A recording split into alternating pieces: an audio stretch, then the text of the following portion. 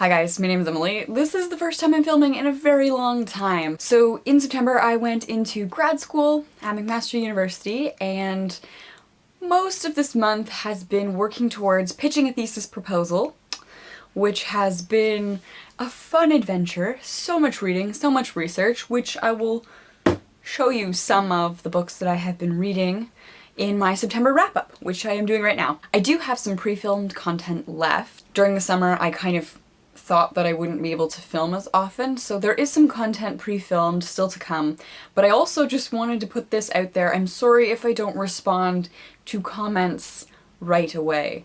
It used to be that every Wednesday I would have the day off work and I would sit down and I would respond to the comments from the video that came out on Sunday on that Wednesday.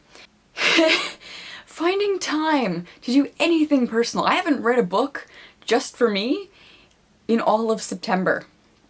Everything I have read has been for school, so I'm sorry. It's not an excuse, it's kind of an excuse. My education comes first, I guess, but I just wanted to say, if you're wondering why I haven't responded to comments on other videos, that is why. So, no more blabbing. Let's talk about all the things I read this month. What have I read this month? All the things. Okay. The things I have read this month. I had a pretty good reading month, because I had to.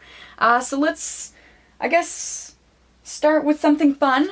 This is The Afterlife of Ashwin by Padma Oh, this is so bad because I met her and I'm gonna butcher her name.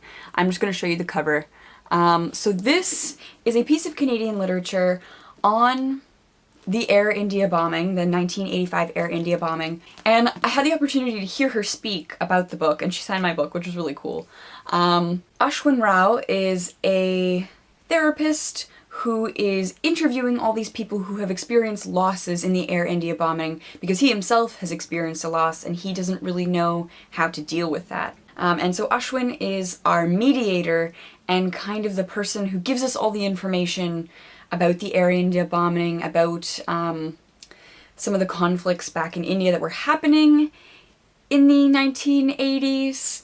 This is a really great piece of Canadian literature that needs to be talked about more. So, loved this. There will definitely be a review for this, like a full review in the future. I also read Trilogy by HD.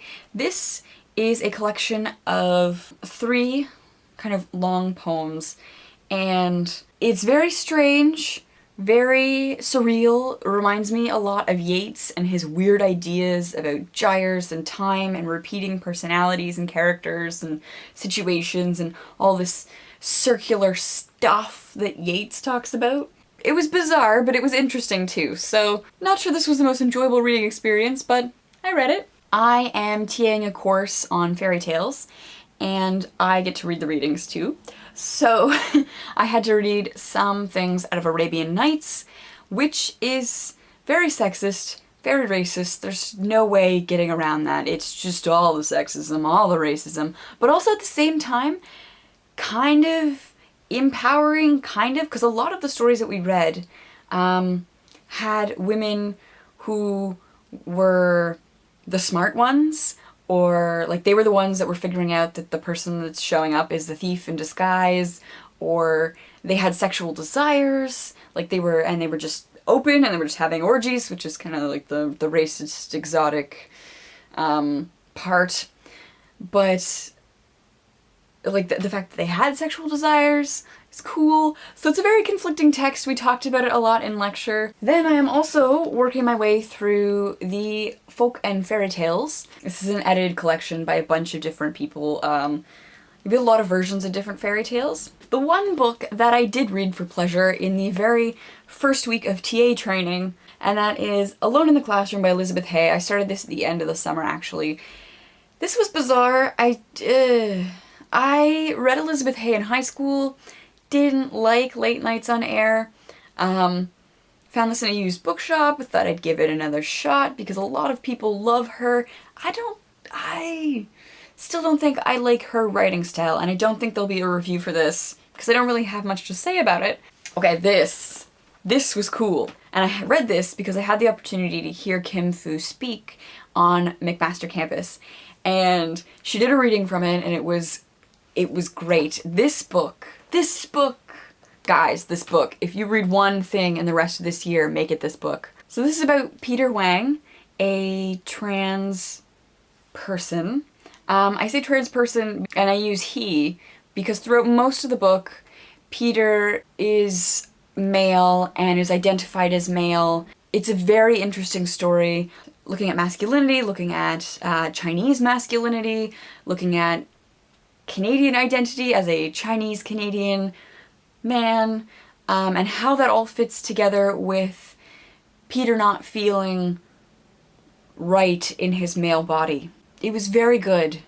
Very, very good, and I will be posting a review for this eventually when I have time to film reviews, because I have notes from the discussion, from Kim Fu's discussion, and there are some things that I definitely would like to talk about. Read this, keep an eye out for a review for this, and I will talk about it more because this was fantastic. This was amazing. Now we kind of get into research. I've been doing a lot of research for my thesis, tons of articles, and also tons of books. I actually went to the library and had to find these by myself and carry a giant bag of books home. And a lot of these don't have covers because they're library books. So the first one is The Ivory Tower and Harry Potter, Perspectives on a Literary Phenomena. So this has just collected essays on the Harry Potter series, thinking about them. A lot of interesting things. People have been very, very interested in Harry Potter, but what I'm noticing is that a lot of scholarship ends in like 2003, which has been a little bit frustrating, trying to track down newer books that take the whole series into consideration. And so one of the main articles that I am looking at is Hermione Granger and the Heritage of Gender by Eliza T. Dresang. This was really interesting. So yeah, if you are writing essays on Harry Potter, or, you know, I guess just interested in Harry Potter and have access to a library, The Ivory Tower and Harry Potter is an interesting way to read the Harry Potter series. I also read essays presented to Charles Williams, specifically for the essay from J.R.R. Tolkien on fairy stories, in which he kind of talks about fairy stories as a genre and how he kind of defines them. And that is important for me when thinking about fantasy literature, and a lot of people make reference to this. A lot of later texts do make reference to Tolkien's definition of it, so that is why I read this. Then I read Rosemary Jackson's Fantasy the Literature of Subversion. She spends a lot of time talking about how fantasy texts can be subversive, and that effective fantasy texts, fantastic texts, often aren't the most popular, so being conservative means being popular, which is interesting to think about for my own thesis. So this was really good. A lot of people, a lot of scholarship make reference to her work, so I did have to read this. Then I read ReReading Harry Potter by Suman Gupta, which again goes through kind of various elements, various criticisms of Harry Potter, and I think this was really important because the articles are fairly, like the little sections are fairly accessible, and they make reference to a lot of other people, so this kind of expanded my reading list, so this was really good. Then for A Visionary Woman, I am working on an essay on feminist dystopia utopia in speculative fiction. So I have picked up a whole stack of books from the library on feminist utopia, dystopia, speculative fiction. I don't know, if I do a library haul I can show you all the things that I got, but I am reading through them in order from like oldest, which is this one, to the most recently published. Just because I felt that that was kind of the best way to see how feminist thought on utopia and dystopia has changed. The essay's not due till December, so I thought I would get a head start on it, start reading things, so this is the only thing that I've read for that essay. And then initially, when I first met with my thesis supervisor, if you've been on this channel a while, you know that my proposed thesis involved a lot of books, and maybe I will make a video talking about that at some point. But initially, my supervisor challenged me to think about genre, and so I had to read the Consumer Society Reader for an article by Janice Radway, thinking about romance novels and why women read them and how this is kind of an escape. And then I also read her book on romance novels and why women read romance novels. And the last thing to wrap up, guys, this is really exciting. I just got this in the mail yesterday.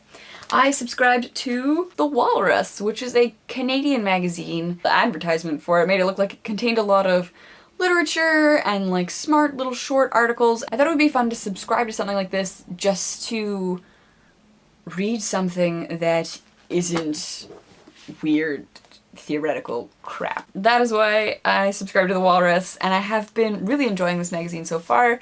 I think I might have also read the first 7 Lumberjanes this month. I read them on my computer on an e-reading program. Again, fun, light, also really before school started. I've had a pretty good reading month. I'm enjoying school. Despite all of the work, I am really enjoying school and I am so happy to be back. I would like to maybe do wrap-ups just because I am going to be reading a lot of things, especially in November and December. The fairy tale course has a lot of books in the later half of it. There might be a haul video showing you the books that I have purchased for school. Thank you so much for watching. Thank you for being patient with me, not responding to your comments right away. I hope you also had a good reading month. Tell me what you read in September. What was your favorite book that you read this September? My favorites for September are definitely a toss-up between The Ever After of Ashwin Rao and For Today I'm a Boy by Kim Fu. Thank you so much for watching, and I will see you soon.